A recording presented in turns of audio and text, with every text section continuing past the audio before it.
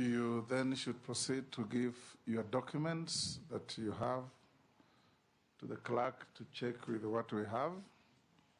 Having done that, I'll give you 5 minutes to tell this committee who Hannah Wendot Cheptumo is,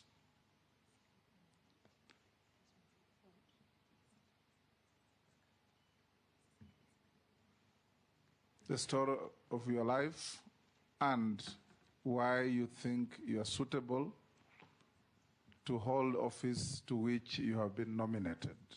Thank you, Mr. Speaker, sir, and the members of the committee present. Let me take this opportunity to introduce myself. And before then, I would like to thank His Excellency the President for nominating me to this position. Hannah Wendot Cheptumo was born in 1968 at Koitebes village, Baringo County. I was born in a family of 7 children, 2 boys and 5 girls. The 4th-born sister is a sister who lives with disability, and I, being the 5th-born, I learned at a very early stage to be a caregiver. I then went to Koitebes Primary School. And during the time in my primary school, it was those days that there was a lot of teenage pregnancy, FGM, and early marriages. So we would have students go for holidays, and when we open in the new year, they are not there. And that is the society in which I was born. I went to Kituro High School, which is a mixed secondary school. Partly enjoyed being in school, although there's a lot of teasing by the boys, and it affects your performance. And some of those things the teachers would not know, because they are done right in class or when we are going for games. So again, there I learned how to survive, because you had to survive to be able to go through your education. I proceeded to Kapsabet Girls High School, where I did my Form 5 and Form 6. Thereafter, my father passed on. So then my mother became the sole breadwinner, and the issues of patriarchy in the society were very pertinent then. So some of the people that had sold some property to my father wanted to take it back, because it was only a woman now who was there. So it really sensitized me at a very early age. I proceeded to the Cooperative College of Kenya, where I learned management of cooperative societies, audits. After I completed, I proceeded to work at the Ministry of Cooperative Development, where I was managing about 30 cooperative societies at any one time. And the work I used to do was management, training, and supervision. While working there, I was able to see how members of cooperative societies were suffering, because money would be deducted at source and not remitted. So most members died before they received their dues. And that really informed my decision of joining the law school, so that I could see how we can sort some of the problems, because they were apparent in the society. So I then consulted widely, and while there, remember, I was at an advanced stage, so I met the love of my life. So I married Cheptumo, and were blessed with 3 children as I was still working.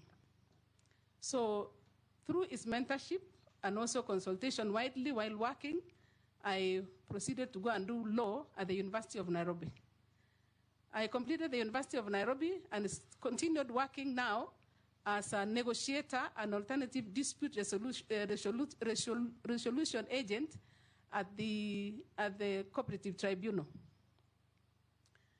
In 2007, my husband joined politics, so I had no choice but now to go and work in the law firm as a managing partner, which I still do to date. Other than my professional and family life, I am also, I have a lot of social things that I do, mostly in the church. I am a member of Africa Inland Church Kenya. Specifically, I'm a member of AIC Langata, where I am the chair lady of the church, so I lead the women as a woman. I also teach children in a program called CED program, Christian Education Department. So I teach girls of the age of 6 to 12. They are called stars. So we teach them to be stars at a very early age. Then once they pass that age, we teach them now as cadets. The skills that we teach these children is to know how to live with others in the community. And who teaches the boys? The boys are taught by the men, but I am a patron there, because we have to ensure that the boy and the girl know how to live together. Next to our church, there is a slum. So we noticed that the girls and the boys in the slum did not have an opportunity to learn because they don't have the space. So we would go doing missionary work there, then we bring the girls and the boys and we teach them. To date, if you go there, you would not know who comes from the slum and who comes from the estate.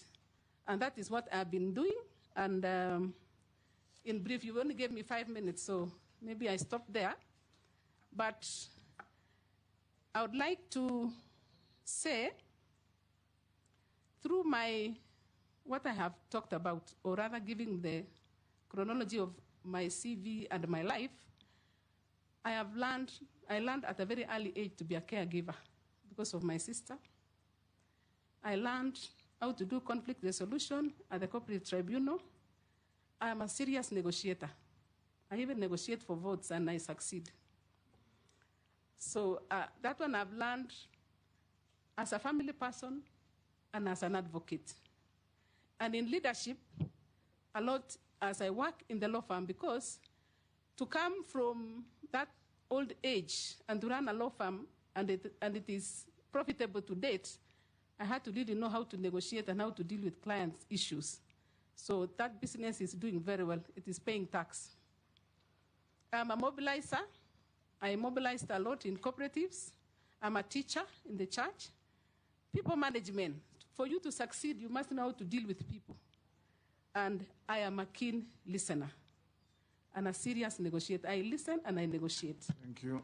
So, Mr. Speaker, sir, with these skills, I would like to say, if this committee approves my nomination, I will negotiate for more funding for my ministry. And negotiating means budget issues, because when I went through their readings, most of their problems is budget cuts. I will also foster teamwork. You can't work alone. Mine is like an issue of